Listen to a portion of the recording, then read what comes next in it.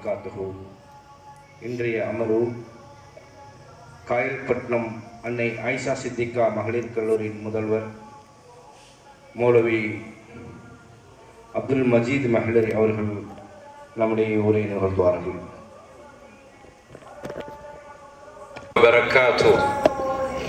الحمد لله رب العالمين والعاقبة للمتقين ولا عدوان إلا على الظالمين. أشهد أن لا إله إلا الله وحده لا شريك له وأشهد أن محمدا عبده ورسوله. أما بعد فإن أصدق الحديث كتاب الله وخير الهدي هدي محمد صلى الله عليه وسلم وشر الأمور محدثاتها وكل محدثة بدعة وكل بدعة ضلالة وكل ضلالة في النار. فأعوذ بالله من الشيطان الرجيم. بسم الله الرحمن الرحيم. يا أيها الذين آمنوا اتقوا الله حق تقاته ولا تموتن إلا وأنتم مسلمون. رب اشرح لي صدري ويسر لي أمري واحلل عقدة من لساني يفقهوا قولي. بفضل الله ورحمته அல்லாஹ்வுடைய பெருங்கிருபையால் ரமலானுடைய இரவு தொழுகைக்கு பிறகு தொடராக நடைபெற்று வருகிற இந்த தொடர் சொற்பொழிவின் இன்றைய தினத்தில் புனிதமிக்க ரமதான் மாதத்தில் இந்த உம்மத்திற்கு அருளப்பட்ட இறைவேதம் குர்ஆன் எப்படியான ஒரு தாக்கத்தை, ஒரு ஈர்ப்பை மனிதர்களுடைய உள்ளங்களை ஈர்த்திருக்கின்றன என்கிற செய்தியை நாம் பார்க்க இருக்கிறோம். இறைவேதம் குர்ஆன் அல்லாஹ் குறிப்பிடுகிற பொழுது இந்த வேதம் எல்லா மக்களுக்கும் வழிகாட்டக்கூடிய வேதமாக இருக்கிறது என்று அல்லாஹ் குறிப்பிட்டிருக்கிறான். அல்லாஹ் தனது திருமறையில சொல்கிற பொழுது இன்னொரு இடத்துல அஊது பில்லாஹி மினஷ் ஷைத்தானிர் ரஜீம் பிஸ்மில்லாஹிர் ரஹ்மானிர் ரஹீம் அலிஃப் லாம் மீம் ذَلِكَ الْكِتَابُ لَا رَيْبَ فِيهِ هُدًى لِلْمُتَّقِينَ. இந்த வேதத்தில் எந்த சந்தேகமும் இல்லை, இது இறையச்சம் உடையவருக்கு நேர்வழி காட்டக்கூடியதாக இருக்கிறது என்று அல்லாஹ் இந்த குர்ஆனை பற்றி இப்படி சொல்லி காட்டுகிறான். அதே போன்று இன்னொரு வசனத்தில் சொல்கிறான், அலிஃப் லாம் ரா கிதாபுன் அன்ஸல்னாஹு இலைக்க லிதுக்ருஜ லின்னாஸி மினல் ظுலுமாத்தி இலன் நூர் என்று ரப்புல் ஆலமீன் குறிப்பிடுகிறான். இது வேதம், உமக்கு நாம் அருளி இருக்கிறோம்.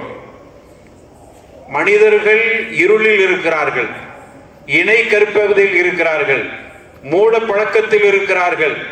அவர்களை அதிலிருந்து இளநூர் பிரகாசம், ஈமான், ஏகத்துவத்தின் பக்கம் மக்களை வெளிப்படுத்துவதற்காக வேண்டி இந்த வேதத்தை உமக்கு அருளி இருக்கிறோம் என்று அல்லாஹ் ரப்பல் ஆலமீன் தனது திருமறையில குறிப்பிடுகிறான். இந்த வேதத்தை பற்றி இன்னொரு வசனத்தில் அல்லாஹ் சொல்லுகிற பொழுது, இன்ன ஹாதல் குர்ஆன யஹ்தி லில்லதி ஹி அக்வம். இந்த வேதம் நிச்சயமாக அது நேரானதாக இருக்கிறது, மக்களை நேரான வழியின் பக்கம் அழைக்கிறது. ஒன்று. அடுத்து சொல்கிறான், யுபஷ்ஷிரில் முஃமினீன் அல்லதீன யஅமலூன ஸாலிஹாத்தி அன்ன லஹும் அஜ்ரன் கபீரா. இரண்டாவதாக இந்த வேதம் மூமின்களுக்கு நற்செய்தியை சொல்கின்றன. என்ன நற்செய்தி? யார் நல்லமல் புரிகிறார்களோ அவர்களுக்கு அன்னலகும் அஜ்ரன் கபீரா, மிக பிரம்மாண்டமான கூலி இருக்கிறது என்கிற பஷாரத்தை, நற்செய்தியை இந்த வேதம் சொல்கிறது. இது இப்படித்தான் இந்த வேதத்தை அல்லாஹ் அறிமுகப்படுத்துகிறான். அப்படியான வேதம் யாரையெல்லாம் அது ஈர்த்திருக்கின்றன என்பதை நாம் பார்க்கிற பொழுது, முதலில் அகுலில் கிதாபுகளை இந்த வேதம் ஈர்த்திருக்கிறது. அகுலில் கிதாப் என்று சொன்னாலே அது யூத கிறிஸ்தவர்களை குறிக்கின்றது. நபிகள் நாயகம் ரசூலுல்லாஹி ஸல்லல்லாஹு அலைஹி வஸல்லம் அவர்களுடைய காலத்தில் அஹ்லுல் கிதாபுகளாக இருந்தவர்களை இந்த வேதம் எப்படி ஈர்த்திருக்கிறது என்பதற்கு அல்லாஹ் குர்ஆனில 5வது அத்தியாயம் 83வது வசனத்திலே சொல்கிறான், وَإِذَا سَمِعُوا مَا أُنْزِلَ إِلَى الرَّسُولِ تَرَى أَعْيُنَهُمْ تَفِيضُ مِنَ الدَّمْعِ என்று ரப்புல் ஆலமீன் குறிப்பிடுகிறார். இந்த வேதம் إِذَا سَمِعُوا مَا أُنْزِلَ إِلَى الرَّسُولِ இறை தூதரின் அளவில் இந்த வேதம் இறக்கப்பட்டு அதை வேதக்காரர்கள் அஹ்லுல் கிதாபுகள் கேட்கிற நேரத்தில் தராயுனஹும் நபியை நீங்கள் அவர்களுடைய கண்களில் பார்ப்பீர்கள், தஃபீலு மினத் தம் அவர்கள் கண்ணீரை வடிப்பார்கள். ஏன் தெரியுமா? மிம்மா அரஃபு மினல் ஹக் உண்மை செய்தியை அறிந்து கொண்ட காரணத்தால் அவர்களுடைய கண்கள் கண்ணீரை வடிக்கின்றன. வேதக்காரர்களுடைய இதயங்களை பதம் பார்த்திருக்கிறது இந்த வேதம். வேதக்காரர்களுடைய கண்களை குளமாக்கி இருக்கிறது இந்த வேதம். வேதக்காரர்களுடைய உள்ளத்தை கவர்ந்திருக்கிறது. காரணம் மிம்மா அரஃபு மினல் ஹக், இதுதான் உண்மை செய்தி என்பதை அவர்கள் உணர்ந்து கொண்டார்கள். அது மட்டுமல்ல, கண்ணீர் வடிப்பதோடு மட்டும் அவர்கள் செல்லவில்லை. இப்படி சொன்னார்கள், யகூலூன ரப்பனா ஆமன்னா, இறைவா நாங்கள் இந்த வேதத்தை விசுவாசம் கொண்டோம், ஃபக்துப்னா மஅ ஷாஹிதீன் எங்களை சாட்சியாளர்களோடு எழுதுவாயாக, நாங்கள் இதை வேதம் என்று நம்புகிறோம் என்ற அந்த சாட்சியாளர்களோடு நீ எழுதுவாயாக என்று அவர்கள் இப்படி சொல்வார்கள். இப்படி வேதக்காரர்களையும் இந்த வேதம் பதம் பார்த்திருக்கிறது, அவர்களுடைய உள்ளங்களை கூட கவர்ந்திருக்கிறது. அப்படியான வேதம் நம்மை எந்த அளவுக்கு ஈர்த்திருக்கின்றன, இதுதான் நாம் இங்கு கவனிக்க வேண்டிய விஷயமா இருக்கு. குர்ஆனிய மாதம் என்று சொல்கிறோம், ஷஹ்ரு ரமதான் உன்சில ஃபீஹில் குர்ஆன், இந்த மாதம் குர்ஆன் அருளப்பட்ட மாதம் என்று சொல்கிறோம். அப்படியானால் குர்ஆன் எந்த அளவுக்கு நம்மை ஈர்த்திருக்கின்றன, நம்மை எந்த அளவுக்கு கவர்ந்திருக்கின்றன. வேதக்காரர்களுடைய கண்களை குளமாக்கிய இறை வேதம், வேதக்காரர்கள் இதை ரப்பனா ஆமன்னா என்று அவர்கள் விசுவாசம் கொண்டதாக அல்லாஹ் குறிப்பிடுகிறானே, அப்படிப்பட்ட வேதம் நம்மை எந்த அளவுக்கு ஈர்த்திருக்கின்றன என்பதை இங்கு சிந்திக்க கடமைப்பட்டிருக்கிறோம். இன்னொரு வசனத்தில் அல்லாஹ் சொல்லுகிறான், 17வது அத்தியாயம் 107வது வசனத்தில் அல்லாஹ் சொல்லுகிறான், குல் ஆமினு பிஹி அவ் லா துமினு. நபிகள் நாயகம் இந்த வேதம் அருளப்பட்டவுடன் இந்த வேதத்தை மக்கள்கிட்ட எடுத்து செல்றாங்க. 23 ஆண்டு காலம் இறை தூதர் முஹம்மது முஸ்தபா ரசூலுல்லாஹி ஸல்லல்லாஹு அலைஹி வஸல்லம் பிரச்சாரம் செய்தார்கள். 23 ஆண்டு காலம், 13 ஆண்டு காலம் மக்கா வாழ்க்கையில் சொல்லனா துயரங்களை அவர்கள் சந்தித்தார்கள். 3 ஆண்டுகள் மிகப்பெரிய நெருக்கடி, ஊர் நீக்கம் செய்யப்பட்டார்கள். அதற்கு பிறகு தன்னுடைய நாட்டிலிருந்தே, தனது பகுதியில் இருந்தே அவர்கள் நாடு கடத்தப்படுகிற அளவுக்கு அவர்களுடைய நிலை மாறுகிறது. 10 ஆண்டுகள் மதீனாவிலே அவர்கள் வாழுகிறார்கள். இப்படியாக 23 ஆண்டு காலம் இந்த குர்ஆனை கொண்டு போய் நாம் மக்களிடத்தில் சொல்லுகிற பொழுதெல்லாம் எதிர்ப்பு வருகிறது. அல்லாஹ்வுடைய தூதர் கவலைப்பட்டார். எந்த அளவுக்கு கவலைப்பட்டார்கள் குர்ஆன்ல அல்லாஹ் சொல்லி காட்டுகிறான், لعلك باخع نفسك على آثارهم إن لم يؤمنوا بهذا الحديث أسفا. முஹம்மதே, இவர்களெல்லாம் இஸ்லாத்தை ஏற்றுக்கொள்ளவில்லை என்று நினைத்து நினைத்து கவலைப்பட்டு உம்மையே அழித்துக் கொள்வீர் போல் தெரிகிறது. இறை தூதருக்கு கவலை. தன்னுடைய வீட்டிலே தொடர்ந்து 3 நாள் அடுப்பெரியது இல்லை. ஆயிஷா நாயகி பதிவு செய்யறாங்க, எங்களுக்கு பெரும்பகுதி எங்களுடைய உணவு 2 கருப்புகள் தான் உணவாக இருந்தது. 2 கருப்புகள். ஒன்று பேரித்தம்பழம் என்ற கருப்பு, 2வது தண்ணீர். தண்ணீருக்கு உலகத்திலேயே நிறம் கொடுத்தது இஸ்லாம் தான். ஆயிஷா நாயகி தான் நிறம் சொல்லி இருக்கிறாங்க. தண்ணீருக்கென்று ஒரு நிறம் இல்லை, தண்ணீருக்கென்று ஒரு சுவை இல்லை, தண்ணீருக்கென்று ஒரு மனம் இல்லை. மனமில்லாத ஒன்று, எந்த மனமும் இல்லை. நுகர்ந்து பார்த்து தண்ணீர் மனம் என்று சொல்ல முடியாது. பன்னீருக்கு அங்கு நறுமணம் இருக்கிறது, ஆனா தண்ணீருக்கு அப்படியான ஒன்று பார்க்க முடியாது. பாலுக்கு நிறம் இருக்கிறது, ஆனால் தண்ணீருக்கு நிறம் இல்லை. அதே போன்று பாலுக்கு நாம் நிறத்தை சொல்கிறோம், அதனுடைய சுவையை சொல்கிறோம். தண்ணீருக்கு அப்படி சொல்ல முடியாது. ஆயிஷா நாயகி தான் சொன்னார்கள், எங்கள் வீட்டில் 2 கருப்புகள் தான் அதிக நேரம் நாட்களுடைய உணவாக இருந்தது. ஒன்று பேரித்தம்பழம், மற்றொரு கருப்பு தண்ணீர். இப்படியான வறுமை அவர்களை நெருக்கி இருந்தன. அவர்களுடைய வீட்டிலே தொடர்ந்து அடுப்பெரியாத நிலை, அவர்களுக்கு சரியான உடை இல்லை, அவர்களுடைய வீடு சரியான ஒரு பாதுகாப்பான, இன்னும் சொல்ல வேண்டுமானால் விசாலமான வீடும் அவர்களுக்கு இல்லை. ஆனால் கவலைப்பட்டார்கள் நபிகள் நாயகம். எதை நினைத்து தெரியுமா? தனக்கு இதெல்லாம் இல்லையே என்று கவலைப்படவில்லை. அவர்களுடைய கவலை எல்லாம் என்ன தெரியுமா? லஅல்லக பாகிஉன் நஃப்ஸக அலா ஆசாரிஹிம் இல்லம் யுமினு பிஹாதல் ஹதீஸி அஸஃபா. இந்த உம்மத் குர்ஆன் அருளப்பட்ட அவர்களுக்கு இந்த குர்ஆனை ஓதி காட்டுகிற பொழுது, அவர்களுக்கு குர்ஆனுடைய செய்திகளை எடுத்து சொல்கிற பொழுது புறக்கணிக்கிறார்களே என்று கவலைப்பட்டார். அதற்கு அல்லாஹ் ஆறுதல் சொல்கிறான். குல் நபியே, நீங்க சொல்லுங்க, ஆமினு பிஹி அவ் லா துமினு. அவர்கள் விசுவாசம் கொண்டாலும் சரி, விசுவாசம் கொள்ளாவிட்டாலும் சரி, உங்களுக்கு ஏன் கவலைப்படுறீங்க? அவர்கள் விசுவாசம் கொண்டால் அவர்களுக்கு நன்மையாக இருக்கும். குர்ஆனை யாரெல்லாம் புறக்கணிக்கிறார்களோ அது அவர்களுக்கு உண்டானதாக இருக்கும். யாரெல்லாம் ஏற்றுக்கொள்கிறார்களோ அவர்களுக்கு அது நன்மையாக இருக்கும். எனவே விசுவாசம் கொண்டாலும் சரி, விசுவாசம் கொள்ளாவிட்டாலும் சரி, நபியே உங்களையே நீங்கள் கவலைப்பட்டு அழித்துக் கொள்ள வேண்டாம் என்று சொல்லிட்டு ஆறுதலா அல்லாஹ் சொல்றான், இன்னல்லதீன ஊத்துல் இல்ம மின் கப்லிஹி. உங்களுக்கு முன்னால் வேதம் கொடுக்கப்பட்ட, அறிவு கொடுக்கப்பட்ட அந்த உலமாக்கள் இருக்கிறார்களே, யூதக்காரர்கள், வேதக்காரர்கள் இருக்கிறார்களே, அவர்களை பொறுத்தவரையில அலைஹிம், அவர்களிடத்தில் இந்த வேதத்தை ஓதி காட்டுங்கள் நபியே. விசுவாசம் கொள்ளவில்லை என்று கவலைப்படாதீர்கள். இந்த வேதக்காரர்களுடைய உலமாக்கள்கிட்ட இந்த குர்ஆனை ஓதி காட்டுங்கள்.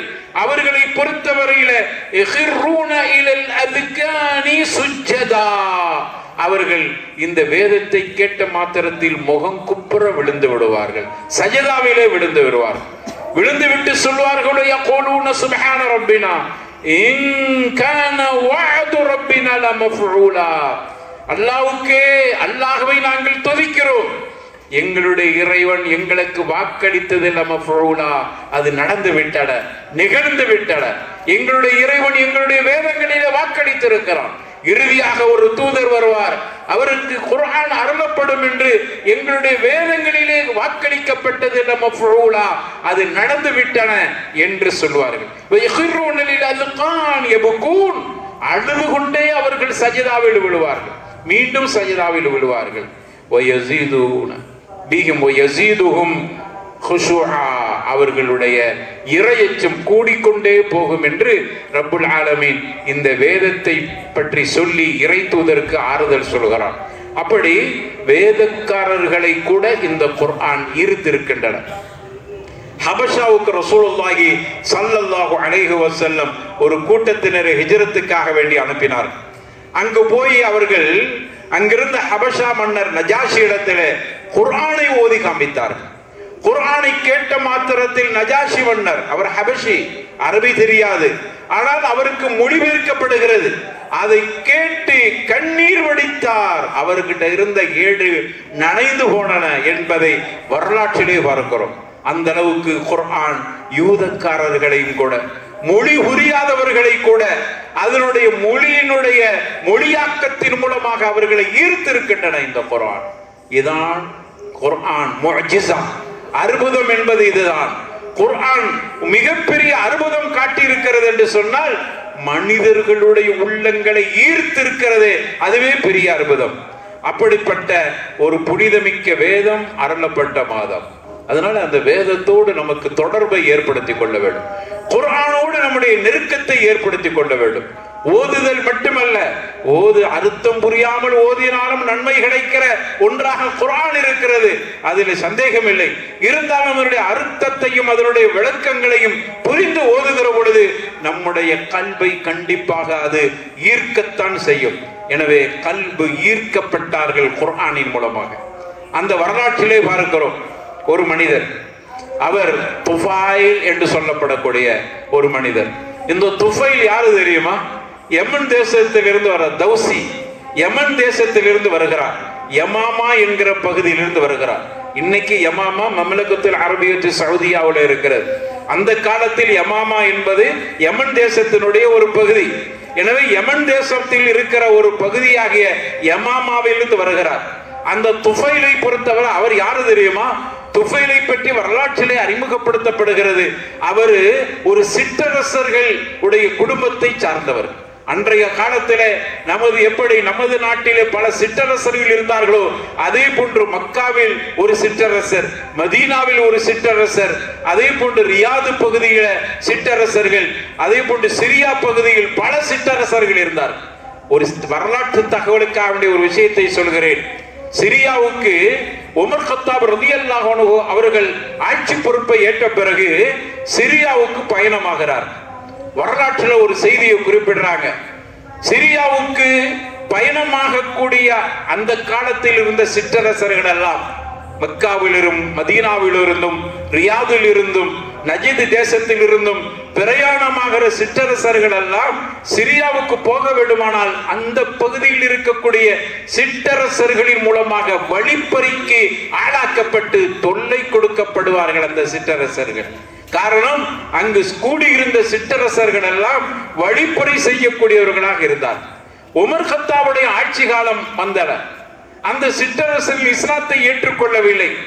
ஆனால் உமர் கத்தாப் சிரியாவுக்கு வருகிறார் என்கிற ஒரு செய்தி மட்டும் கேள்விப்படுகிறார். கேள்விப்பட்டவுடன் வரலாற்றில் எழுதுறாங்க, உமரின் பெயரை கேட்ட அந்த சிற்றரசர்கள், எத்தனையோ சிற்றரசர்கள் தன்னுடைய நாட்டை கடந்து போகிற பொழுது சூறையாடிய அப்படிப்பட்ட கொள்ளை கோசியினுடைய கூட்டங்களாக இருந்த அந்த சிற்றரசர்கள் உமர் வருகிறார் என்கிற செய்தியை கேட்ட மாத்திரத்தில் அவர்கள் எல்லாம் பயந்து நாட்டை விட்டே ஓடிவிட்டார்கள். உமர் என்றால் அந்த அளவுக்கு நடுங்கினார்கள். அவருடைய வீரத்தை கண்டு பயந்தார்கள். சிற்றரசர்களே பயப்படுகிற அளவுக்கு உமருடைய ஆட்சி இருந்தத என்ற ஒரு தகவலை உங்களுடைய அறிமுகத்துக்காக வேண்டி சொல்லிக் கொள்கிறேன். இப்படி பல சிற்றரசர்கள் இருந்தார்களே, அந்த வகையிலே யமன் தேசத்தை அன்று யமாமா பகுதியை ஆண்டு கொண்டிருந்த சிற்றரசனுடைய குடும்பத்தில் உள்ளவர் தான் துஃபைல் தௌசி என்று சொல்லக்கூடியவர். இவர் பெரிய கவிஞராக இருந்தார். கவிஞர்களை பொறுத்தவரையில அன்னைக்கு முட்டாள் கவிஞர்கள் நிறைய இருந்தாங்க. ஆனா இவரை பற்றி குறிப்பிடுகிற பொழுது ஷாயிரன் லபீபன் என்று குறிப்பிடுகிறார். இவர் சாதாரணமான ஷாயிர் அல்ல, சாதாரணமான கவிஞர் அல்ல, லபீபன் புத்தி கூர்மையுள்ள ஒரு கவிஞராக இருந்தார். எத்தனையோ முட்டாள்தனமான கவிஞர் மாதிரி இல்ல இந்த துஃபைல் என்பவர், புத்தி கூர்மை உள்ள ஒரு கவிஞராக இருந்தார். ரஜுலன் ஷரீஃபன், அழகான ஒரு கண்ணியமான குடும்பத்தை சார்ந்தவர், ஆளுமை மிக்க குடும்பத்தை சார்ந்தவர். இன்னும் சொல்ல வேண்டுமானால் அந்த காலத்திலே யமாமா என்கிற பகுதியில் தான் கோதுமை விளைச்சல் அதிகமாக இருந்தது. இன்றும் அதுதான். நீங்க இன்னைக்கு பாருங்க, சவுதி அரேபியாவுல கோதுமை ஏற்றுமதி யமாமா பகுதியில் இருந்து அதிகமாக விளைச்சல் இருக்கிறது. அன்றும் அப்படித்தான் இருந்தது. அங்கிருந்துதான் எல்லா மாகாணங்களுக்கும் கோதுமை ஏற்றுமதி ஆச்சு. எனவே அந்த வகையில துஃபைல் கோதுமை ஏற்றுமதி செய்கிற அந்த குடும்பத்தை சார்ந்த பொறுப்பை வகித்தவராக இருந்தார். இவ்வளவு சிறப்பு இருக்கிறது. அவர் அறிவு கூர்மை உள்ள, நல்ல அழகான தோற்றமுடைய, புத்திசாலியான, கண்ணியத்திற்குரிய, உணவுத்துறையை கையில வைத்த ஒரு அற்புதமான கவிஞராக இருந்த துஃபைல் மக்காவுக்கு வருகிறார். மக்காவாசிகள் ஒரு அற்புதமான வரவேற்பை கொடுக்கிறார், கண்ணியமான வரவேற்பு. என்ன இவ்வளவு சிறப்பு அவருக்கு இருக்கிறது. துஃபைலை வரவேற்பதற்காக வேண்டி பெரிய வரவேற்பு கொடுக்கப்படுகிறது. வரவேற்பு கொடுக்கிற பொழுது ஒரு விஷயத்தை யாரும் சொல்ல மறுக்கவில்லை, மறைக்கவில்லை. என்ன விஷயத்தை சொன்னார்கள் தெரியுமா? துஃபைல், நீங்க ஒரு அழகான இளைஞர், அறிவுபூர்ணமான கவிஞர், உங்களுக்கு இவ்வளவு சிறப்புகள் இருக்கிறது.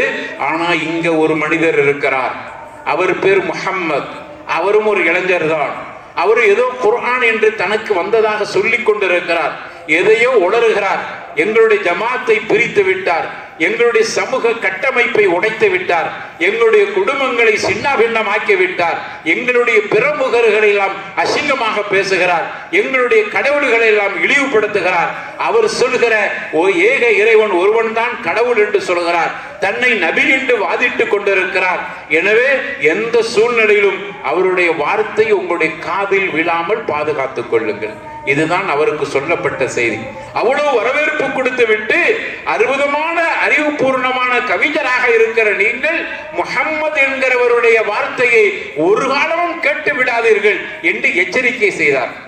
இதை கேட்ட அந்த அற்புதமான துஃபைல் என்கிற அந்த கவிஞர் தன்னுடைய காதில் பஞ்சை அடைத்துக் கொண்டார். அவரே வாக்குமூலம் கொடுக்கிறார், துஃபைலே வாக்குமூலம் கொடுக்கிறார்.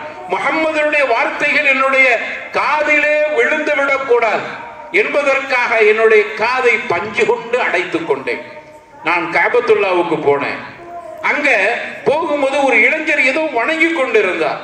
மக்கள்லாம் சொன்னாங்க, அவர் பக்கத்தில் போய் விடாதீங்க, அவர்தான் நாங்கள் உங்களுக்கு சுட்டிக்காட்டிய எச்சரிக்கை செய்த எங்களையெல்லாம் பிரித்து சின்ன பின்னமாக்கி எங்களுடைய கட்டுக்கோப்புகளை எல்லாம் உடைத்து சிதறடித்த மனிதர் இவர்தான், இவர் பக்கத்தில் சென்று விடாதீர்கள் என்று என்னை எச்சரிக்கை செய்தார். நானும் உஷாரா இருந்து கொண்டேன். ஆனால் ஏதோ ஒரு சந்தர்ப்பம் என்ன அறியாமலே அவர் பக்கத்தில் நிற்க வேண்டிய ஒரு நிலைக்கு தள்ளப்பட்டேன். பாருங்க, முஹம்மது முஸ்தபா ரசூலுல்லாஹி ஸல்லல்லாஹு அலைஹி வஸல்லம் அவர்களுக்கு பக்கத்திலே நிற்கிற ஒரு வாய்ப்பு. அப்பொழுது அவர் ஏதோ ஒரு வார்த்தை பேசுகிறார், யார்கிட்ட ஏதோ பேசுகிறார். அந்த வார்த்தை என்ன பேசுகிறார் லேசா என்னுடைய காதில் அப்படி தொட்டு போய் நான் உடனே எனக்குள் சமாதானம் செய்து கொண்டேன். இது துஃபைலுடைய கருத்தை நான் இங்கு பதிவு செய்கிறேன். எனக்குள் நான் சமாதானம் செய்து கொண்டேன். நான் என்ன அறிவு கெட்டவனாவா இருக்கிறேன்? எனக்கு புத்தி இல்லையா? முஹம்மது என்ன வேண்டுமானாலும் சொல்லட்டுமே, அவர் சொல்வது நல்லதாக இருந்தால் ஏற்றுக்கொள்கிறேன், தீமையாக இருந்தால் அவருக்கு முன்னாடியே எனக்கு கண்டிக்கிற ஆற்றல் இருக்கிறது, திறமை இருக்கிறது, அதிகாரம் இருக்கிறது. அப்படிப்பட்ட அறிவுக்கு சொந்தக்காரனாக இருக்கிறேன். முஹம்மது எதை வேண்டுமானாலும் சொல்லட்டுமே, அதை பிரித்து அறியக்கூடிய ஆற்றலும் திறமையும் அறிவும் எனக்கு இருக்கிற பொழுது நான் ஏன் இவர் சொல்வதை கேட்காமல் பஞ்சு வைத்து அடைத்துக் கொள்ள வேண்டும் என்ற முடிவுக்கு வந்து என்னை சமாதானம் செய்து கொண்டேன். எனவே என்னுடைய காதிலிருந்து பஞ்சை எடுத்தேன். அவர் ஒரு வார்த்தை தான் சொன்னாரு, எனக்கு ஈர்க்கப்பட்டு விட்டேன். உடனே அவர் எங்கு செல்கிறார் என்று பார்த்தேன். அங்கிருந்து பேசக்கூடாது. எங்கு செல்கிறார் என்று பார்த்தேன். அவர் தன்னுடைய வீட்டுக்கு செல்கிறார். இங்கிருந்து பார்த்து கொண்டேன். அன்றொரு நாள் சஃபா என்கிற மலை அடிவாரம், மக்கள் நடமாட்டம் இல்லாத பகுதி. இன்னைக்கு கற்பனை கூட செஞ்சு பார்க்க முடியல. இன்னைக்கு கால் வைப்பதற்கு இடம் இல்லை. இன்னைக்கு உள்ள செய்தியில கால் வைப்பதற்கு சஃபா மலை அடிவாரத்தில் நமக்கு அங்கு இடம் இல்லை. மக்களின் தலைகளும் காடுகளும் அங்கு நிரப்பப்பட்டிருக்கிறது. அன்றொரு நாள் சஃபா மலை அடிவாரம் என்பது ஒதுக்குப்புறமான பகுதி. அங்கதான் அர்த்தமுடைய வீடு இருந்தது. ஒதுக்குப்புறமான வீட்டுக்குள் தான் இஸ்லாத்தை ஏற்றுக்கொண்டவர்கள் பயந்து நடுங்கி தாவா சென்றாக இயங்கிக் கொண்டிருந்தது. அங்கு போய் அவர்கள் தங்கிக் கொண்டிருந்தார்கள். அந்த பகுதியில் தான் முஹம்மதுடைய வீடு இருந்தது. நானும் அவருடைய வீட்டில் போய் சந்திப்போம் என்று அவருடைய வீட்டுக்கு நான் சென்று விட்டேன். துஃபைல் சொல்றாங்க, வீட்டுக்கு சென்ற பிறகு முஹம்மது முஸ்தபா ரசூலுல்லாஹி ஸல்லல்லாஹு அலைஹி வஸல்லம் அவர்களை நான் அங்கு சந்தித்து விட்டு அவர்கிட்ட நின்று, என்ன உங்களை இப்படியெல்லாம் பேசுறாங்களே அப்படின்னு மட்டும்தான் கேட்டேன். அஊது பில்லாஹி மினஷ் ஷைத்தானிர் ரஜீம் பிஸ்மில்லாஹிர் ரஹ்மானிர் ரஹீம் துஃபைல் சொல்கிறார் என்று இறை வசனத்திலிருந்து ஒரு வசனத்தை ஓதினார். எந்த வசனம் என்று குறிப்பிடப்படவில்லை. வரலாற்றில் பல கருத்துக்கள் இருக்கிறது.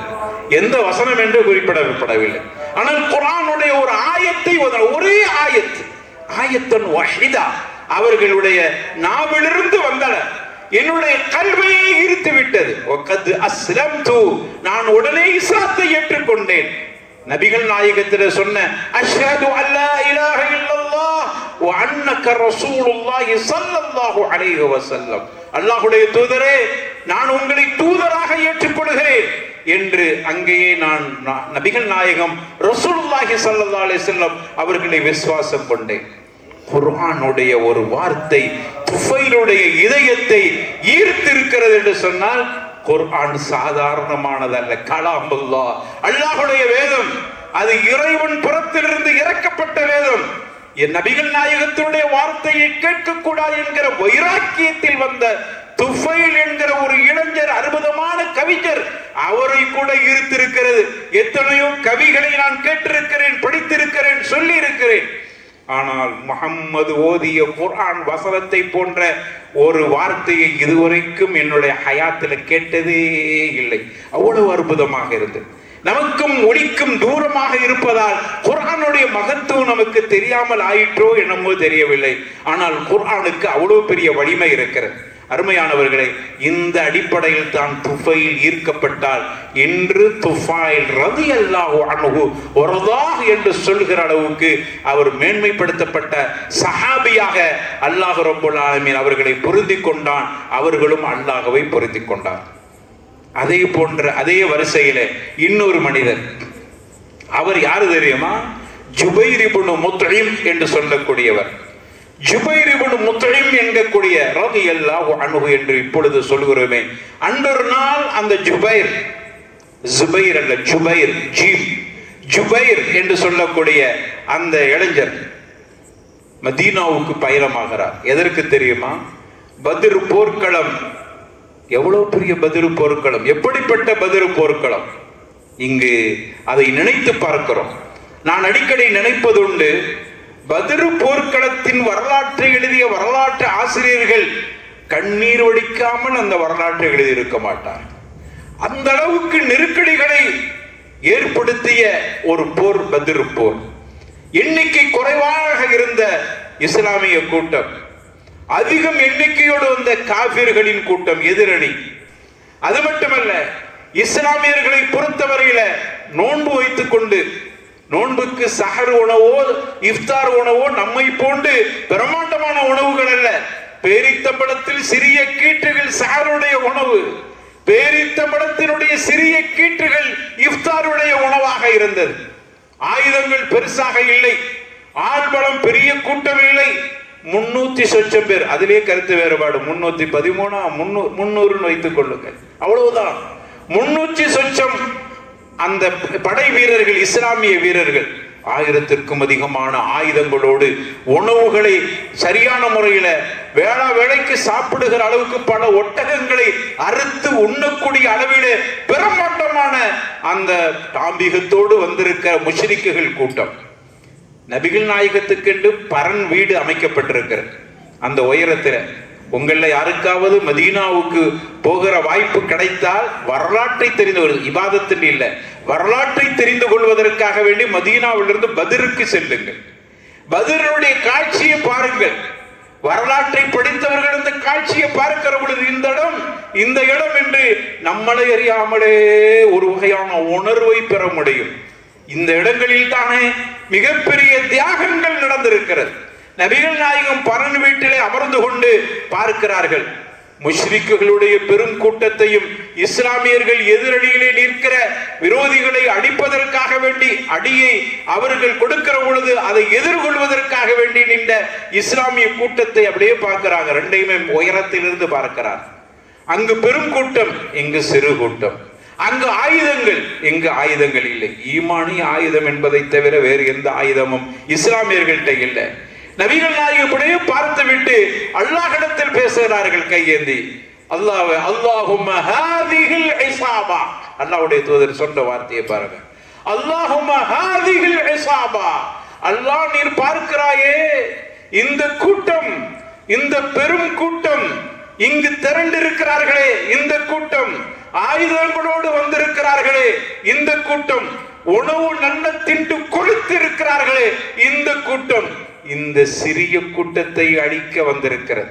இது சிறிய கூட்டம் அல்ல. அல்லாஹ்வே, உன்னை மட்டுமே இந்த பூமியில் வணங்க வேண்டும் என்று சொல்கிற கூட்டம் இந்த கூட்டம். அங்கு எதிரணியில் இருக்கிற கூட்டம் உன்னை மட்டுமே வணங்க வேண்டும் என்று சொல்லுகிற கூட்டத்தை அடித்து உதைத்து துடைத்து எரிய வேண்டும் என்பதற்காக திரண்டு படை திரண்டு வந்திருக்கிறார். நாங்க எதற்கும் சக்தியற்றவர்களாக இருக்கிறோம். அல்லாஹ்வே, இந்த இஸ்லாமிய கூட்டத்துக்கு நீ வெற்றி கொடுக்கவில்லை என்றால் உன்னுடைய பெயர் சொல்வதற்கு, உனக்காக வேண்டி சஜதா செய்வதற்கு இந்த பூமியில எந்த மனுஷனும் இருக்க மாட்டார். எனவே வெற்றியை கொடுத்து அல்லாட்ட தன்னுடைய ஹாலாத்துகளை நிலைமைகளை நினைத்து புலம்பி துவா செய்தார். பக்கத்தில் அபூபக்கர் ரலியல்லாஹு அன்ஹு அவர்கள் ரசூலுல்லாஹ் உருக்கமாக துவா செய்வதை பார்த்து, அங்க கூட்டு துவா இல்ல பாருங்க, தனிமையா தான் செய்யறாங்க. அபூபக்கர் பக்கத்தில் நிற்கிறார். இது ஒரு ஆதாரமா எடுத்துக்கலாம். அப்போ நபிகள் நாயகம் அப்படி துவா செய்கிற பொழுது பக்கத்தில் நிற்கிற அபூபக்கர் ரலியல்லாஹு அன்ஹு ரசூலுல்லாஹ்வுடைய மேனியில் இருக்கிற அந்த ஆடை கீழே விழுவதை பார்த்து ஹஸ்புக்க யா ரசூலல்லாஹ், நபிகள் நாயகம் மேனியை திறந்து யாருக்கிட்ட நிக்க மாட்டாங்க. ஆனால் நபிகள் நாயகம் மேல போட்டிருக்கிற ஆடை கீழே விழுகிறது. அந்த அளவுக்கு உருக்கமாக மெய்மறந்து துவா செய்யறாங்க. அல்லாஹ்வுடைய தூதரே ஹஸ்புக்க யா ரசூலல்லாஹ், போது நிறைய துவா செஞ்சிருக்கிறீங்க, அல்லாஹ் கபூல் செய்து நமக்கு வெற்றியை தருவான் என்று சொல்ற அளவுக்கு ஒரு நிகழ்வு நடைபெற்றது. இது பத்ர் போரை பற்றியான ஒரு குட்டி தகவல். இந்த போரெல்லாம் முடிந்த பிறகு இஸ்லாமியர்களுக்கு அல்லாஹ் வெற்றியை கொடுத்து விட்டான். பத்ர் போரில் பிணை கைதிகளாக கொஞ்சம் பேரை இஸ்லாமியர்கள் பிடித்து செல்றாங்க. முஷ்ரிக்குகள்ல பிணை கைதிகள் கொஞ்சம் பேர். பிணை கைதி அந்த காலத்துல ஒரு முறை இருந்தது, பிணை கைதிகளை கொள்வதற்கு அனுமதி இல்லை, சரணடைந்து விட்டார். இன்றும் அப்படித்தான் சட்டம், சரணடைந்து விட்டார்கள், கொள்வதற்கு அனுமதி இல்லை. அவர்கள் ஏதாவது பிணை தொகை ஏதாவது கொடுத்தால் அவர்களை விடுதலை செய்து விடலாம் என்கிற முடிவுக்கு வந்தார். நபிகள் நாயகம் மதீனாவுக்கு அழைத்து சென்றார்கள். பத்ரிலிருந்து பிணை கைதிகள், மக்கத்து முஷ்ரிக்குகளில் சில பேர் மதீனாவுக்கு கைதிகளாக அழைத்து செல்கிறார். இது இப்படி இருக்க, நான் ஆரம்பத்தில் குறிப்பிட்டேன், அவர் பேர் என்ன? ஜுபைர் இப்னு முத்இம் ரலியல்லாஹு அன்ஹு இப்பதான் வர்றாங்க. மக்கத்து மக்கள் ஜுபைர் கிட்ட சொல்றாங்க, நம்மளில் சில பிரமுகர்கள் பிணை கைதிகளாக முஹம்மதால் மதீனாவில் பிடித்து வைக்கப்பட்டிருக்கிறார். நீங்க சென்று அந்த பிணை தொகைகளை கொடுத்து முஹம்மது இடத்திலே பேசி அவர்களை மீட்டு வாருங்கள் என்ற ஒரு கோரிக்கையோடு வருகிறார் ஜுபைர். எதற்கு வருகிறார் என்று நம்ம புரிஞ்சுக்கிட்டோம். பிணை கைதியை அழைச்சிட்டு போறதுக்கு வர்றார். அவருடைய நிலையை பாருங்க. அங்க வருகிறார், மதீனாவுக்கிட்ட வந்துட்டார். கதிம்து அலன் நபி ஸல்லல்லாஹு அலைஹி வஸல்லம், ரசூலுல்லாஹி ஸல்லல்லாஹு அலைஹி வஸல்லம் அவர்கள் இருக்கிற மதீனத்து பட்டணத்திற்கு நான் வந்து விட்டேன். வருகிற பொழுது அது மகரிபுடைய நேரம் ஆயிற்று. நாங்க பயணத்துல வரோம், வந்து சேரும்போது மகரிபுடைய வக்த் ஆயிற்று. முஹம்மதை பார்க்கணுமே என்று கேட்கிறேன். இப்பொழுது அவர்கள் தொழுகைக்கு சென்று விட்டார்கள் என்று மக்கள் சொல்றாங்க. நான் மதீனாவுடைய பள்ளிக்கு சென்று விட்டேன். யாருடைய ரிவாயத்து? ஜுபைருடைய ரிவாயத்து. நான் மதீனத்து பள்ளிக்கு சென்று விட்டேன். முஹம்மது தொழுகை நடத்த போகிறார். நான் அங்கு ஓரமாக நின்று கொண்டேன். அவர்கள் சூரத்து தூரை ஓதினார். சூரத்து தூரை ஓதுகிறார். சரி, தொழுகு முடியட்டும், முடிஞ்ச உடனே பேசிட்டு பிணை கைதிகளை நாம் அழைத்து போகலாம் என்பதற்காக வேண்டிதான் நின்றேன். அவர் சூரத்து தூரை ஓதினார். சூரத்து தூரில் ஃபலம்மா பலக, புகாரில வரக்கூடிய செய்தி. அவர் ஒரு வசனத்தின் பக்கம் வருகிற பொழுது அம் ஹுலிகு மின் கைரி ஷைஇன் அம் ஹுமுல் காலிகூன் என்கிற வசனத்தை ஓதுகிறார். என்னுடைய இதயத்தை அது தட்டுகிறது, என்னுடைய கல்வை அது ஈர்த்து விட்டது. ஒரு வசனம். பிணை கைதிகளை பத்ர் போரிலே பிணை கைதிகளாக பிடித்து வைத்திருக்கிறார் முஹம்மது. அவர்கிட்ட இருந்து எங்களுடைய கௌமை நான் வெற்றியோடு அழைத்து செல்ல வேண்டும் என்பதற்காக வந்திருக்கிற அந்த ஜுபைருடைய நிலையை பாருங்கள். குர்ஆனுடைய சூரத்து தூருடைய ஒரு ஆயத்து, அம் குலிகு மின் கைரி ஷைஇன் அம் ஹுமுல் காலிகூன் என்கிற அந்த வசனம் என்னுடைய கல்வை தொட்டு போகிறது. அடுத்து ஓதுனாங்க, அம் ஹலக்குஸ் ஸமாவாதி வல் அர்த் பல் லா யூகினூன் அம் இன்தஹும் கஸாயினு ரப்பிக அம் ஹுமுல் முஸ்தைதிரூன் என்கிற இந்த தொடர் வசனம் என்னுடைய கல்வை எந்த அளவுக்கு பதம் பார்த்தது வாருங்கள். அல்லாஹ் என்ன சொல்கிறான்?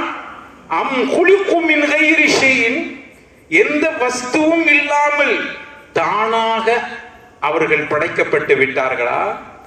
நீ தானாக படைக்கப்பட்டு விட்டாயா, அல்லது நீனே உன்னை படைத்துக் கொண்டாயா? இதுதான் கேள்வி. நீனே உன்னை படைத்துக் கொண்டாயா அல்லது வேறு யாராவது உன்னை படைத்தார்களா? அம் கலக்குஸ் ஸமாவாதி வல் அர்த், வானம் பூமியை யாரு படைத்தது? அவன் தானே படைச்சான், வேற யாரு படைத்தார்களா? பல்லா யூகினூன், உறுதி கொள்ள மாட்டீர்களா? அது மட்டுமல்ல, அம் இந்தஹும் ஹஸாயினு ரப்பிக், உம்முடைய இறைவனுடைய ஹஸாயின் பொக்கிஷங்களுக்கெல்லாம் யாரிடத்தில் இருக்கிறது? யாரு சொந்தக்காரர்? அம்ஹுல் முஸைத்திரூன், அல்லது இவர்கள் அதிகாரம் பெற்றவர்களா என்று கேட்கிற வசனங்கள் எல்லாம் என்னை பார்த்து பேசுவதை போன்றிருந்தது. ஜுபைரே, அல்லாஹ் அல்லாம நீ படைக்கப்பட்டு விட்டாயா என்று கேட்பதை போன்றிருந்தது. குர்ஆன் என்னை பார்த்து பேசுகிறது. நான் அப்படித்தான் புரிந்து கொண்டேன். உன்னுடைய ரப்புடைய ஹஸானா உனது கையில் இருக்கிறதா? என்னை பார்த்து அல்லாஹ் கேட்பதை போன்றிருந்தது. முஹம்மது தொழுகையிலே என்னை பார்த்து கேட்பதை போன்றிருந்தது. அந்த இறைவன் தான் இந்த வானத்தை படைத்தான். அப்படி இருக்கிற பொழுது படைப்பாளனாகிய அந்த இறைவனை விட்டு விட்டு யாரை வணங்குகிறாய்? அதான் அதனுடைய கேள்வியினுடைய மையப்புள்ளி அதுதான். யாரை வணங்கி கொண்டிருக்கிறீர்கள்? அவர் சொல்றாங்க, ஜுபைர் சொல்றாங்க, காத கல்பி, இப்படியே சொல்றாங்க, காத கல்பி ஐயதுயரா, எனது இதயம் கல்பு, என்னுடைய உள்ளம் இங்கிருந்து வெளியில் பறந்து போகக்கூடிய அளவில் ஆகிவிட்டது. உள்ள இருந்து கல்பு வெளியே வந்து எத்தையும் பறந்து போற மாதிரி ஆகிவிட்டால. அப்படின்னா என் உள்ளத்தில் ஏதோ ஒரு மாற்றம் நடக்கிறது. கல்பு வெளியில் வந்து சிதறி ஓடுவதை போன்று நான் பார்த்தேன். அதற்கு பிறகு என்ன நடந்தது? கது அஸ்லம்து, இறை தூதர் முஹம்மது முஸ்தபா ரசூலுல்லாஹி ஸல்லல்லாஹு அலைஹி வஸல்லம் அவர்கள்ட்ட சொன்ன அஷ்ஹது அல்லா இலாஹ இல்லல்லாஹ் வ அன்னக ரசூலுல்லாஹ். ஒரு பிணை கைதியை அழைத்துட்டு போக வந்த மனிதனுடைய நிலையை பார்த்தீர்களா? இத்துணைக்கும் கடும் முஷ்ரிக்குகளாக இருந்தவர்கள் குர்ஆனுடைய ஒரு வாக்கியம் அவருடைய கல்பை எந்த அளவுக்கு, சூரத்து தூருடைய ஒரு 3 ஆயாத்துக்கள் அவருடைய கல்பை எந்த அளவுக்கு பதம் பார்த்திருக்கிறது. என்னுடைய இதயமே வெளியில் வெடித்து வந்து பறந்து போவதை போன்று நான் உணர்ந்து கொண்டேன். புகாரியில் இந்த செய்தி இப்படியே பதிவு செய்யப்பட்டிருக்கிறது. இப்படித்தான் அந்த ஜுபைரையும் இஸ்லாத்தின் பக்கம் இந்த குர்ஆன் ஈர்த்தல. ஒரு ஆளை இந்த குர்ஆன் விடவில்லை. நபிகள் நாயகத்தினுடைய பிரச்சாரம் மக்காவை நோக்கி பயணமாகி கொண்டிருக்கிற அந்த சந்தர்ப்பத்தில் மதீனாவுல இப்படி ஒரு மாற்றங்கள், குர்ஆனை கேட்டு மனிதர்களுடைய உள்ளங்கள் சிதறடிக்கப்பட்டு இஸ்லாத்தின் பக்கம் கூட்டங்கோ எது கொழுவுனல் ஜன, அல்லாஹ் குர்ஆன்ல சொல்லுகிறான், ஃபீதீனில்லாஹி அஃப்வாஜாங்கறான், கூட்டம் கூட்டமாக இஸ்லாத்தை நோக்கி வருகிறார்கள் என்று கடைசி நேரத்தில் அருளப்பட்ட வசனம். ஆனால் ஆரம்ப காலத்தில் நபிகள் நாயகம் மக்காவுல பிரச்சாரம் செய்கிற பொழுது அங்கு இருக்கிற மக்கள் ஏற்றுக்கொள்ளவில்லை. மக்கத்து மக்கள் ஏற்றுக்கொள்ளவில்லை. எனவே தாயிஃபுக்கு செல்கிறார்கள். தாயிஃபுடைய வரலாற்றை நீங்கள் பொய்யான தகவலோடு உண்மை செய்தியும் மிகைப்படுத்தப்பட்ட செய்திகளோடு நீங்க கேள்விப்பட்டிருப்பீங்க. நான் அந்த வரலாற்றுக்குள்ள நுழைய இல்லை. ஆனால் அடிப்படையில் லேசா ஒரு செய்தியை மட்டும் சொல்கிறேன். தாயிஃபுக்கு போயிட்டு வர்றாங்க. தாயிஃபுல உள்ள மக்கள் இஸ்லாத்தை ஏற்றுக்கொள்வார்கள் என்கிற நம்பிக்கையோடு போனார்கள். ஆனால் அவர்கள் அங்கு சிதைக்கப்பட்டே திரும்பி வர்றாங்க. வெறுமன வருகிறார்கள், கவலைப்பட்டு கொண்டே வருகிறார்கள். கவலைப்பட்டு கொண்டு வந்து ஒரு பகுதியில் அப்படியே களைப்போடு இருந்தார். அங்கு உள்ள கஷ்டங்களை தாங்கிக் கொள்ள முடியாமல் களைப்போடு இருக்கிறார்கள் நபிகள் நாயகம். அப்பொழுது தனக்குள் அவர்கள் எண்ணிக்கொண்டார், நம்ம இஸ்லாத்தை பிரச்சாரம் செய்து மக்கள் ஏற்றுக்கொள்ளாம நமக்கு நெருக்கடி வந்தா நம்ம என்ன சொல்லுவோம்? இந்த குர்ஆன் மக்கள்கிட்ட கொண்டு போய் சேர்ப்பதற்கு கஷ்டமா இருக்குது, இவ்வளவு இந்த மாதிரி வசனங்கள் இருக்கிறதுனால சொல்ல முடியல, இப்படி இப்படி இருக்குது அப்படின்னு நம்ம யோசிப்போம். நபிகள் நாயகம் எப்படி யோசிக்கிறாம அல்லாஹ்ட்ட உரையாடுறாங்க. அல்லாஹ்வே, இந்த வேதத்தை இந்த மக்கள்கிட்ட நான் எடுத்து சொல்வதற்கு சென்றேன். வேதத்தில் உள்ள பரிபூர்ணத்தை என்னால் பரிபூர்ணமாக எடுத்து சொல்வதற்கு முடியவில்லை. நான் குறை உள்ளவனாக இருக்கிறேன். நான் பிரச்சாரம் செய்வதில் குறை இருக்கிறது. எனக்கு பிரச்சாரம் செய்ய தெரியவில்லை. இப்படியே அல்லாஹ்ட்ட ஒப்புதல் கொடுங்க, இக்ரார் பண்றாங்க. எனக்கு பிரச்சாரம் செய்ய தெரியவில்லை, அதனால தான் சரியாக இந்த வேதத்தை இந்த மக்கள்கிட்ட எடுத்து சொல்ல முடியவில்லை.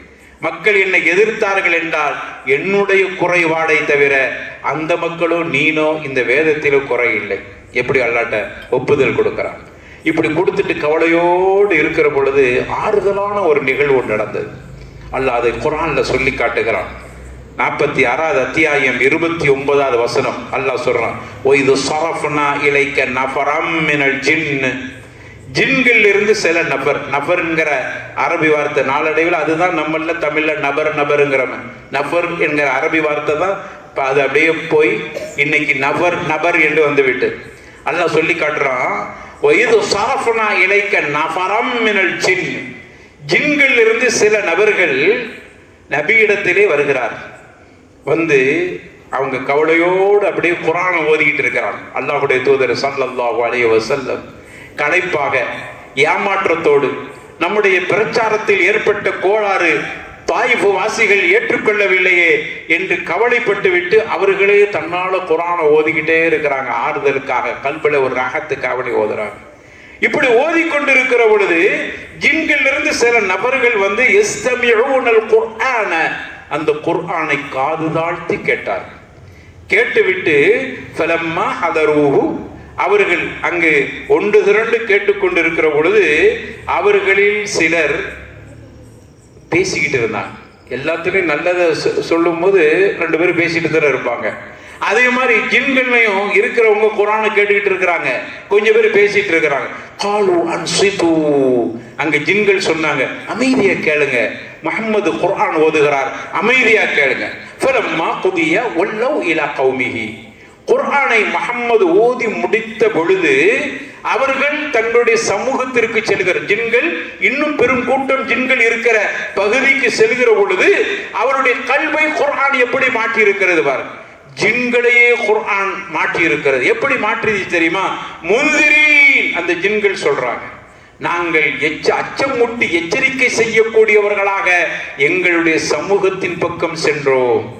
ஒரு குர்ஆன் முஹம்மது தானாக கவலைப்பட்டு ஆறுதலுக்காக வேண்டி ஓதிக்கொண்டிருந்தார். எங்களுக்காக வேண்டி ஓதையில, அவருடைய உள்ளம் ஆறுதலுக்காக வேண்டி குர்ஆனை ஓதிக்கொண்டிருக்கிற பொழுது போற வழியில கேட்ட ஜின்களாகிய நாங்கள் எங்களுடைய சமூகம் செல்கிற பொழுது முந்திரீன்களாக சென்றோம், எச்சரிக்கை செய்யக்கூடியவர்களாக சென்றோம், எங்களுடைய சமூகத்துக்கு போனோம். தப்சீருடைய உலமாக்கள் ஒரு குறிப்பை எழுதுறாங்க, நபிகள் நாயகமே, மனிதர்கள் உங்களுடைய குர்ஆனை கேட்கவில்லை என்று கவலைப்பட்டு கண்ணீர் வடித்துக் கொண்டிருக்கிற உங்களுக்கு மனிதர் கேட்காவிட்டால் போகட்டுமே, ஜின்கள் உங்களுடைய குர்ஆனை கேட்டு ஜின் கூட்டம் இஸ்லாத்தை ஏற்றுக்கொள்ள போகிறது என்கிற ஆறுதலான ஒரு செய்தியை அல்லாஹ் ரப்பல் ஆலமீன் நபிகள் நாயகத்துக்கு அந்த தாய்வுடைய நிகழ்வின் மத்தியில இப்படிப்பட்ட ஒரு சம்பவத்தை ஏற்படுத்தினா என்று தப்சீருடைய உலமாக்கள் ஒரு குறிப்பை அங்கு கொடுக்கிறார். சரி, அந்த ஜின் கூட்டம் அடுத்து என்ன செஞ்சது தெரியுமா? காலு யா கௌமனா, சும்மா இல்லை, அங்க போறாங்க. காலு யா கௌமனா இன்னா சமிஅனா கிதாபன் உன்சில மின் பஅதி மூசா, மூசாவுடைய வேதம் அருளப்பட்ட பிறகு நாம் ஒரு வேதத்தை, அருளப்பட்ட வேதத்தை நாங்கள் காதுதாழ்த்தி கேட்டோம். முஸத்திக லிமா பைன யதை, அது முன் சென்ற வேதங்களை எல்லாம் உண்மைப்படுத்துகிறது. யஹ்தி இலல் ஹக், இது ஜின்கள் சொல்லதாக அல்லாஹ் குர்ஆன்ல சொல்லி காட்டுகிறான். இந்த வேதம் அது உண்மையின் பக்கம் வழிகாட்டுகிறது. ஒயிலா தரீக்கும் முஸ்தகீம், நேரான வழியை காட்டுகிறது. யார்கிட்ட போய் பிரச்சாரம் பண்றாங்க? முஹம்மது முஸ்தபா ரசூலுல்லாஹி ஸல்லல்லாஹு அலைஹி வஸல்லம் அவருடைய பிரச்சாரத்தை தாயிஃப் வாசிகள் கேட்கவில்லை. ஆனால் ஜின்கள் கேட்டுவிட்டு, ஜின்கள்ல சில நபர்கள் கேட்டுவிட்டு அவர்களுடைய சமூகத்தில் போய் நீங்க குர்ஆனை ஏற்றுக்கொள்ளுங்கள் என்று தன்னுடைய சமூகத்துக்கு பிரச்சாரம் செய்தார்.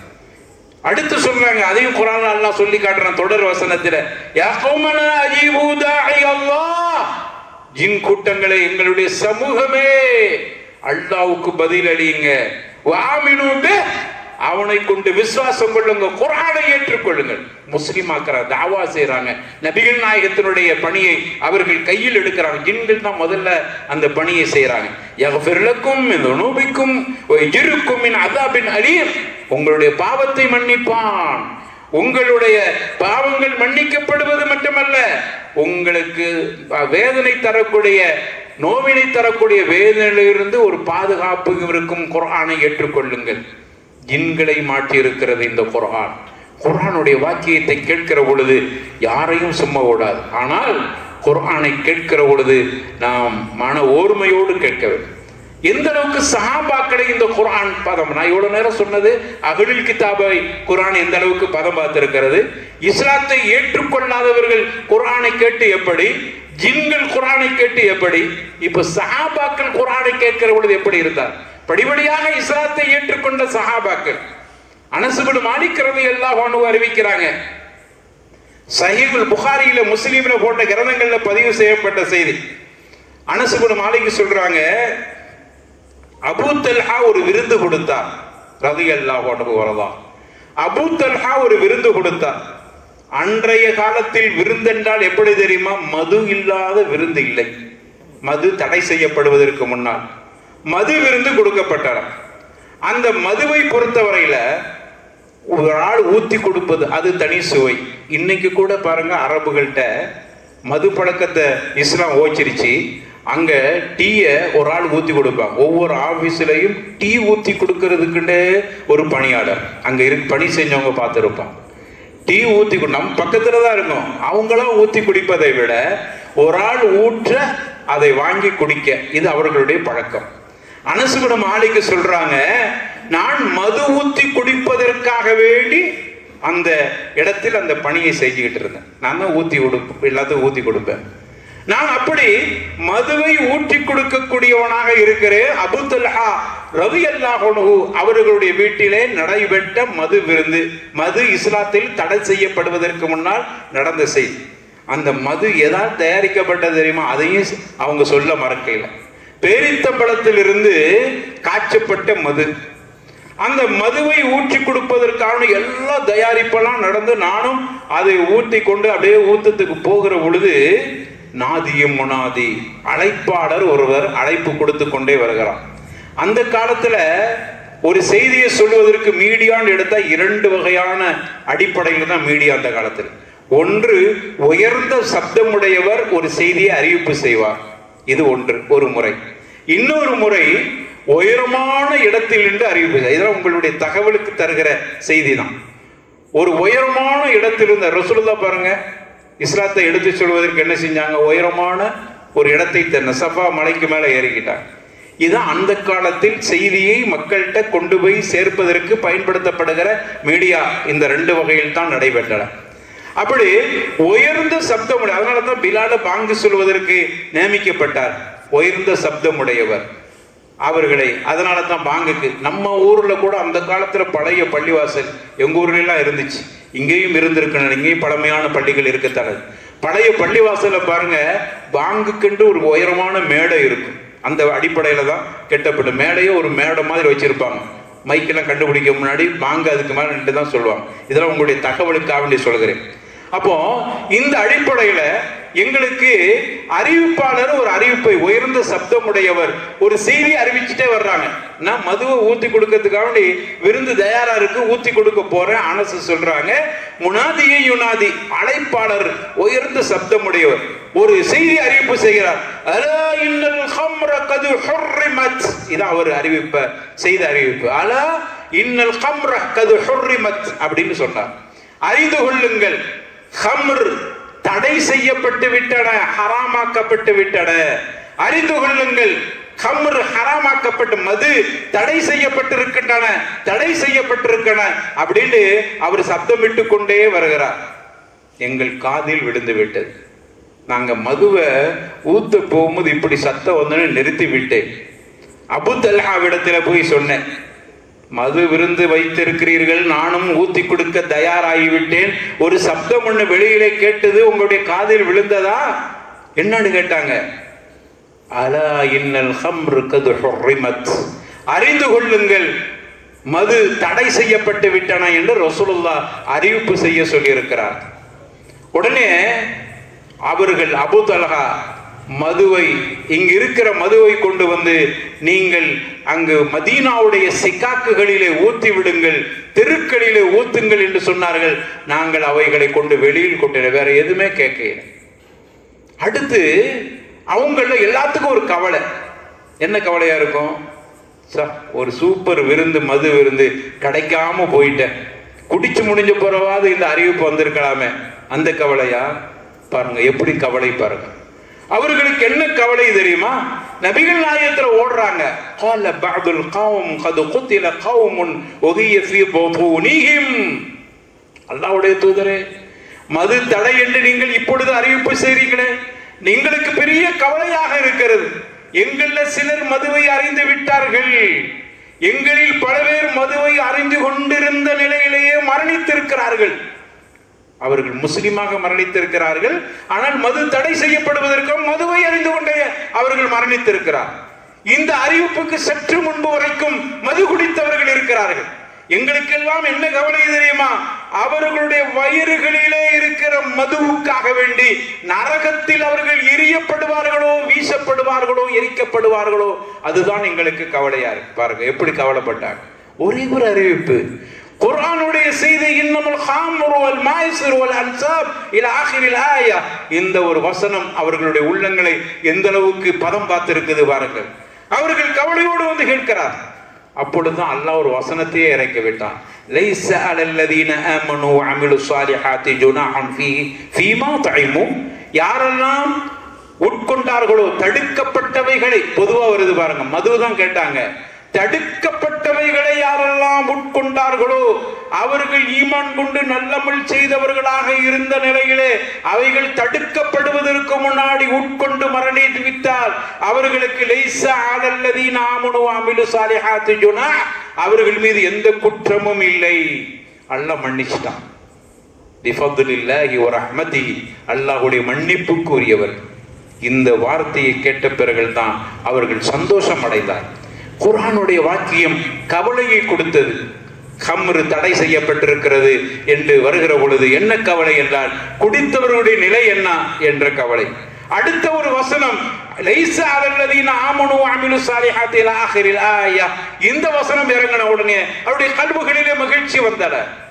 அப்ப குர்ஆன் எவ்வளவு பெரிய மாற்றத்தை கொடுத்திருக்கிறது என்பதற்கு இது ஒரு சான்றாக இருக்கிறது. அருமையானவர்களே, அடுத்து தாய்மார்களும் இருக்கு, அவங்களுக்கு ஒரு செய்தியை சொல்லிக்கொடும். குர்ஆன் தாய்மார்களுக்கு எந்த அளவுக்கு ஒரு பாதிப்பையும் தாக்கத்தையும் ஏற்படுத்தி இருக்கிறது. அன்சாரி பெண்கள், குறிப்பாக உம்மு சலமா அறிவிக்கக்கூடிய செய்தி, லம்மா நஸரத் யுத்னீன அலைஹின்ன மின் ஜலாபிபிஹின்ன அல் ஆயா. இந்த வசனம் 33வது அத்தியாயம் 59வது வசனத்தினுடைய தொடரில் இருக்கிற ஒரு சின்ன துணுக்கு. இந்த வசனம் இறக்கப்பட்ட உடனே அவர்கள் தங்களுடைய ஜலாபீபி என்று சொல்லக்கூடிய முந்தானிகளை, பருதாக்களை அவர்கள் தொங்க விட்டு கொள்ளட்டும், மறைத்து கொள்ளட்டும், தலையிலிருந்து தொங்க விட்டு கொள்ளட்டும், தங்களை அவர்கள் போர்த்தி மறைத்து கொள்ளட்டும் என்கிற வசனம் இறக்கப்பட்டவுடன், அதுக்கு முன்னாடி பருதா நடைமுறை இல்லாம இருந்துச்சு.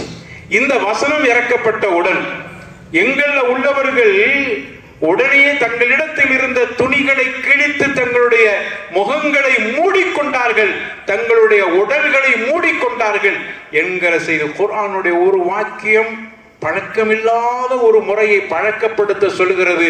பழக்கமில்லாத ஒரு முறையை எப்படி நாங்கள் இப்பொழுது பழகிக் கொள்வோம் என்றெல்லாம் அவர்கள் விசாரிக்கவில்லை.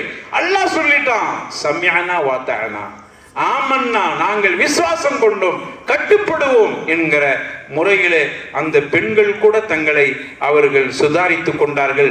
குர்ஆன் அவர்களையும் விட்டு வைக்கவில்லை, அவர்களுக்கும் இந்த மாற்றத்தை கொடுத்திருக்கிறது. அருமையானவர்களை, இப்படி குர்ஆனுடைய தாக்கம், குர்ஆன் யாரையெல்லாம் இந்த அளவுக்கு பதம் பார்த்திருக்கிறது என்பதற்கு ஏராளமான சான்றுகள்.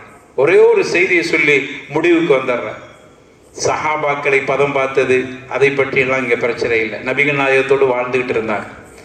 பிற்காலத்தில் வந்த ஒரு மனிதர், அவர் யார் என்று சொன்னால், அவருடைய பெயரை சொல்வதற்கு முன்னால் வரலாற்றில் அந்த காலத்தில் குத்தா தரீக் என்று சொன்னால் அவரை புரிந்து கொள்வார்.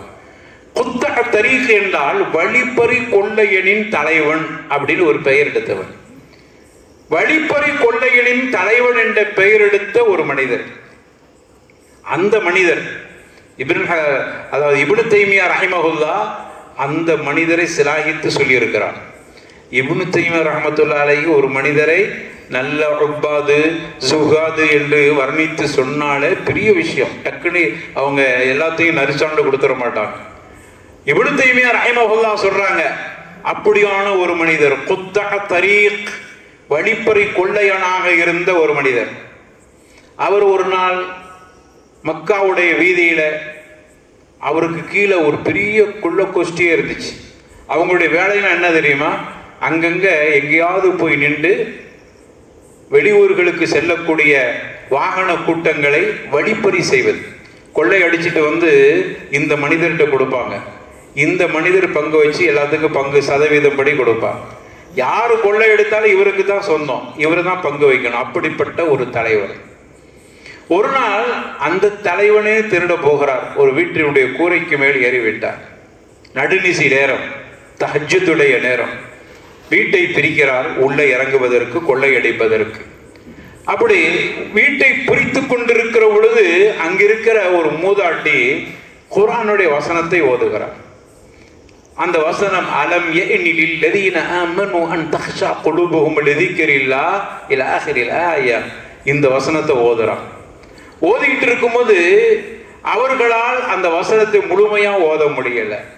ஏனென்றால் அதனுடைய வசனம் தன்னை பார்த்து பேசுவதை போன்று அந்த பெண்மணி நினைக்கிறான். குர்ஆன் அப்படித்தான் எல்லாரும் புரிந்து கொண்டார். குர்ஆன்ல ஒரு வாக்கியம், ஒரு செய்தி இருக்கிறது என்றால் அந்த குர்ஆன் என்னை பார்த்து பேசுகிறது, எனக்கு கட்டளை இடுகிறது, அப்படித்தான் நினைப்பான். நம்மளாம் என்ன நினைக்கிறோம்னா இது அடுத்தவனுக்கு நினைக்கிறோம். அதனாலதான் நம்மகிட்ட உள்ள கோளாறு. இது அவருக்கு, நான் நல்லவனா இருக்கேன், அவரை பார்த்து இந்த குர்ஆன் இந்த வசனத்தை சொல்லுகிறது. ஆனால் நல்லவர்கள் அப்படி புரிகிறது இல்லை. என்னை பார்த்து குர்ஆன் பேசுகிறது. அதை ஓதிக்கொண்டிருக்கிற அந்த பெண்மணி நினைக்கிறாங்க குர்ஆன் என்ன பார்த்து. அலம் யஅனில் முதல்ல அர்த்தம் என்னன்னு பார்ப்போம். அலம் யஅனில் லதீன ஆமனு அன் தக்ஷா குலூபுஹும் லிذிக்ரில்லாஹ். இன்னும் இறை அச்சத்தால் உன்னுடைய உள்ளம் இறை நினைப்பால் அச்சம் ஏற்படவில்லையா? உன் உள்ளத்துல இன்னும் பயம் வரவில்லையா? ஈமான் கொண்டவரே, ஈமான் கொண்டுட்டீங்க, ஆனா இன்னும் உங்க கல்வில அச்சம் வரவில்லையே, அச்சம் இல்லாமலே இருந்து கொண்டிருக்கிறீங்க, கேட்ட மூமின்னு சொல்றீங்க. அப்படிங்கிற கருத்து தான் அந்த வசனத்தினுடைய கருத்து. இதை ஓதக்கூடிய அவருக்கு அல்லாஹ் தன்ட்ட பேசுற மாதிரி, தன்ட்ட கேட்கிற மாதிரி நினைக்கிறார். அதனால அவருக்கு அடுத்த வசனத்தை ஓத முடியல. அலம் யஅனில் லதீன ஆமனு, அடுத்து வரமாட்டேங்குது. அலம் யஅனில் லதீன ஆமனு, அடுத்து வரமாட்டேங்க, மறந்தது இல்லை, அவரால் ஓத முடியல. அல்லாஹ் என்ன பார்த்து கேட்கிறான், அலம் யஅனில் லதீன ஆமனு அன் தக்ஷா குலூபுஹும் லிذிக்ரில்லாஹ். ஈமான் கொண்டவரை இன்னும் உன்னுடைய கல்வி இறையச்சத்தின் பக்கம் வரவில்லையா? மீண்டும் கேட்கிறார், ஈமான் கொண்டவரை உனக்கு இன்னும் இறையச்சம் வரவில்லையா? ஈமான் கொண்டவரை இன்னும் இறையச்சம் வரவில்லை. அழுதுகிட்டே ஓத அலம் யஅனில் லதீன ஆமனு, அலம் யஅனில் லதீன ஆமனு, மீண்டும் மீண்டும் மடக்கி மடக்கி ஓதிக்கொண்டே இருக்கிறார். இப்போ கொள்ள கோஷ்டியின் தலைவர் மேலே ஏறி கூரையை பிரித்து கொண்டிருக்கிறார். பிரிச்சுக்கிட்டு இருந்தாப்புல இந்த அம்மா ஓதுறத அவர் காதுல விழுது. விழுந்த உடனே கூரைக்கு மேல் இருக்கிற அவர் புரிந்து கொண்டார், இந்த குர்ஆன் என்ன பார்த்து பேசுகிறது. நானும் மூமின் தானே, என்ன பார்த்து குர்ஆன் கேட்கிறது. அலம் யஅனில் லதீன ஆமனு அன் தக்ஷா குலூபுஹும் லிذிக்ரில்லாஹ். அல்லாஹ்வுடைய அச்சம் உனக்கு இன்னும் வரவில்லையா? ஏன்னா மூமினா இருந்து கொண்டு திருடுகிறாயே, அல்லாஹ்வுடைய பயம் உனக்கு இன்னும் வரவில்லையா? குர்ஆன் அவரை பார்த்து கேட்பதை கொண்டு அவர் உணர்ந்து விட்டு அதை அந்த கூரையை பிரிக்க முடியாமல் அப்படியே அதிர்ச்சியில உறைந்து போனார். அப்படியே அமைதியா உட்கார்ந்துட்டு இருக்கிறார். இந்த அம்மா திரும்ப திரும்ப ஓதுகிறது. அவர் தன்னை பார்த்து பேசுவதை கொண்டு அந்த பெண்மணி ஓதிக்கொண்டிருக்க அவர் நினைக்கிறார், என்னை பார்த்து குர்ஆன் கேட்கிறது. அலம் யஅனில் லதீன, அலம் யஅனில் லதீன, அலம் யஅனில் லதீன. அவர் ரொம்பவும் கவலைப்பட்டார். அழுது விட்டு சொன்னார், பலா பலா கதுஜா, பலா பலா கதுஜா, பலா பலா கதுஜா, வந்து விட்டது, எனக்கு அல்லாஹ்வுடைய அச்சம் வந்து விட்டது. கூரையில் இருந்து அப்படியே இறங்கினார், ஹரத்தின் பக்கம் ஓடினார், ஒது செய்து விட்டு தொழுகையில் நின்றார். குத்தா தரீக் என்று பெயர் வாங்கியவர் இப்ப எப்படி ஆயிட்டாரு தெரியுமா? வரலாற்றில இப்னு தைமியா எழுதுறாங்க, உப்பாதுல் ஹரம் என்று ஆகிவிட்டார். ஆபிதுல் ஹரம் இல்ல, உப்பாத். அரபு கிராமர் படிக்கிறவங்களுக்கு தெரியும். உப்பாத் என்றால் அதற்கு என்ன செய்வாங்கன்னா அதிகம் என்கிற அர்த்தத்தை கொடுக்கும். அப்படின்னா என்ன அர்த்தம்? அதிகம் அதிகம் ஹரத்தில் வணங்கக்கூடியவர். அப்படின்னா ஹரத்தில் வணங்கி கொண்டே இருக்கக்கூடிய ஒரு மனிதர் என்று ஆகிவிட்டார். எப்படிப்பட்டவர்? குத்தா தரீக் என்றிருந்தவர், கொள்ள கோஷ்டியின் தலைவர் என்று இருந்தவர், ஹரத்தில் வணங்கக்கூடிய, அதிகம் ஹரத்திலே வணங்கக்கூடிய ஒரு ஆபித் என்கிற பெயருக்கு சொந்தக்காரராக மாறிவிட்டார். குர்ஆனுடைய ஒரு வாக்கியம், அவர் சஹாபி கூட இல்லை, அவரை கூட பதம் பார்த்திருக்கிறார். அவர்தான் ஃபுதைல் இப்னு இயாத் ரஹிமஹுல்லாஹ். ஃபுதைல் என்று சொல்லக்கூடிய ஒரு பெரிய நல்ல மனிதர் என்பதை வரலாற்றில் பார்க்கிறோம். எனவே அருமையானவர்களே, குர்ஆன் இப்படிப்பட்ட தாக்கத்தை சமூகத்தில் உருவாக்கி இருக்கிறது.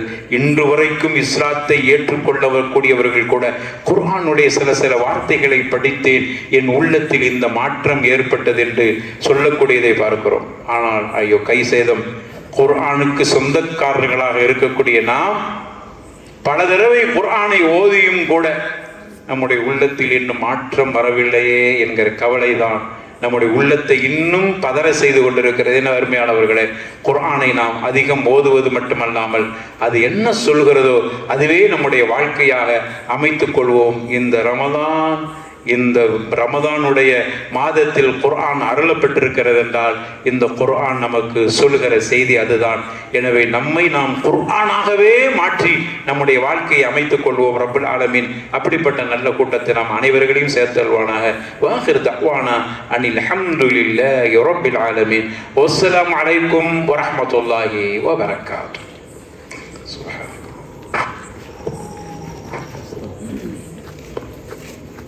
Subscribe to Creativity channel, like, share and comment, and click on the notification bell so that you'll be notified every time we post a new video.